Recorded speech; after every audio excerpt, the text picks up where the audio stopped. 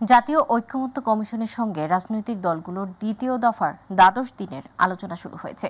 সকাল 11টার পর রাজধানীর ফরেন সার্ভিস একাডেমিতে এই আলোচনা শুরু হয়।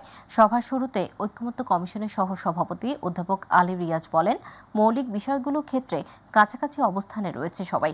আলোচনা সমাপ্তি টানা সম্ভব হলে দ্রুততার সাথে জাতীয় সনদে উপনীত হওয়া সম্ভব হবে। জুলাইয়ের 30 তারিখ পর্যন্ত এই আলোচনা চলবে, আর একদিন বাড়িয়ে সর্বোচ্চ 31 জুলাই পর্যন্ত হতে পারে। আলী রিয়াজ আরও বলেন, চলতি সপ্তাহে আলোচনার সুনির্দিষ্ট অগ্রগতি হবে বলে আশা করা হচ্ছে।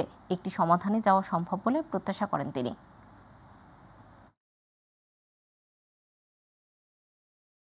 দ্রুততার সঙ্গে অগ্রসর হয়ে জাতীয় সনদের জায়গায় পৌঁছতে পারলে আপনাদের দিক থেকে, আমাদের দিক থেকে এবং নাগরিকদের দিক থেকে সকলেই প্রত্যাশায় আছেন, দেখছেন এবং তারা নিঃসন্দেহে প্রত্যাশা করছেন যে আমরা খুব দ্রুততার সঙ্গে সেখানে যেতে পারব।